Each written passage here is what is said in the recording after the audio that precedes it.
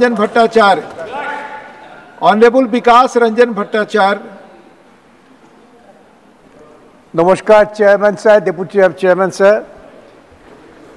जे भाषा ভারতবর্ষকে বন্দে মাতরম দিয়েছে, যে ভাষা ভারতবর্ষকে জনগণ অধিনায়ক দিয়েছে, সেই ভাষার ইন্টারপ্রেটারের জন্য ওয়েট করতে হচ্ছে আমাদের। এটা একটা খুব দুঃখজনক পরিস্থিতি। যতই আমরা চেষ্টা করি না কেন হিন্দিকে নিয়ে বাড়াবাড়ি করার, হিন্দি কখনো বাংলা ভাষার স্তরে উঠতে পারবে না। বাংলা ভাষা নোবেল এনেছে।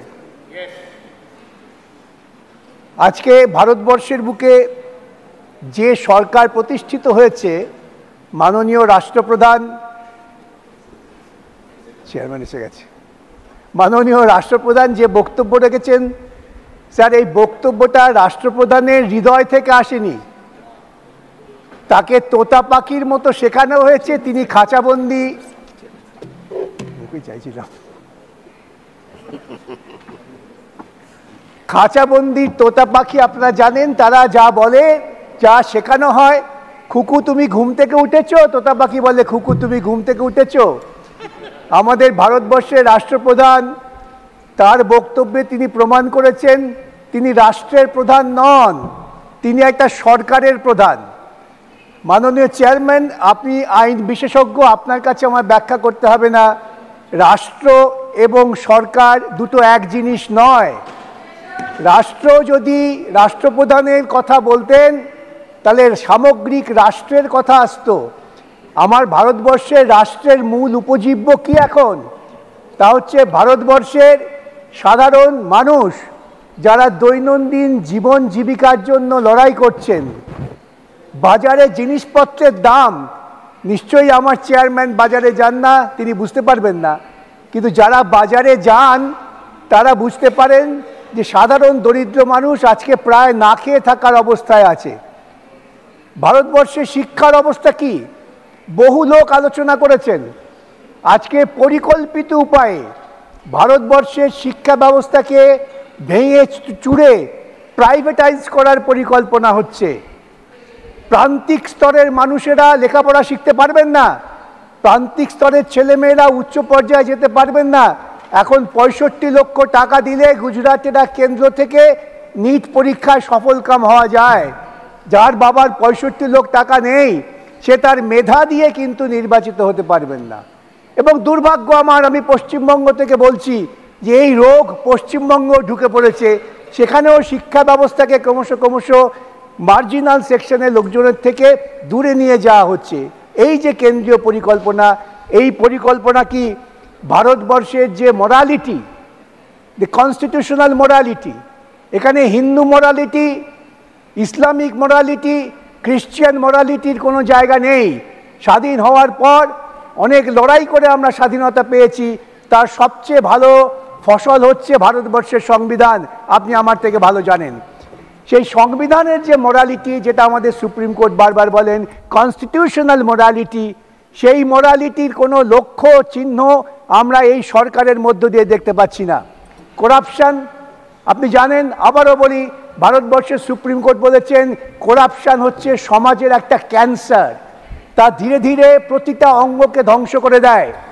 আমরা দেখেছি 2014 পর এমন একটি সরকার প্রতিষ্ঠিত হয়েছেন, অবশ্য তার নেতৃত্বে আছেন একজন অজৈবিক একজন প্রাণী, তিনি জৈবিক নন, তার তো মোরালিটি থাকার কথাও নয়, তাই তিনি মোরালিটির কথা ভাবেন না। কনস্টিটিউশনাল মোরালিটি তো অনেক দূরের কথা। যখন সংবিধান বলছেন যে আমাদের মধ্যে অর্থনৈতিক বৈষম্য কমিয়ে আনতে হবে, ধীরে ধীরে ইনইকুয়ালিটি আমাদের দূর করতে হবে, ইকোনমিক জাস্টিসে পৌঁছাতে হবে, সোশ্যাল জাস্টিসে পৌঁছাতে হবে, তখন ওই অজৈবিক যে প্রাণী তিনি বলে বেড়ালেন ইকুয়ালিটি মানে হচ্ছে মঙ্গলসূত্রে টান দেওয়া। ভাবতে পারা যায়? এই ভারতবর্ষ, যে ভারতবর্ষ পৃথিবীর বুকে বহু প্রাচীনকাল থেকে সম্মানীয় জায়গায় আছেন, যে তাদের শুধুমাত্র চারিত্রিক দৃঢ়তা, স্বচ্ছতা এবং জনগণের যে দায়িত্ব কর্তব্য সম্পর্কে সচেতনতা। আমাদের কবি তো বলেছেন সবার ওপর মানুষ সত্য, তাহার ওপর নাই। এই মানুষকেই আমরা ধীরে ধীরে অবজ্ঞা করছি। স্যার, আমরা করাপশনকে দূর করার পরিবর্তে করাপশনকে ডেকে আনছি, আহ্বান করছি। আপনি ভাবতে পারেন ভারতবর্ষের সুপ্রিম কোর্ট যখন ইলেকট্রাল বন্ডকে আনকনস্টিটিউশনাল বলে দিল, তখন কেন ভারতবর্ষের অজৈবিক প্রধানমন্ত্রী তিনি বললেন না, এই টাকা তার দল ফেরত দিয়ে দেবেন, যা অসাংবিধানিক, তার জন্ম থেকেই বেআইনি, সেই বেআইনি টাকা তারা গ্রহণ করেছেন। ওই দেয়া নেওয়ার তত্ত্ব আমি তার মধ্যে যাচ্ছি না, আমি অনেক মৌলিক জায়গায় আছি।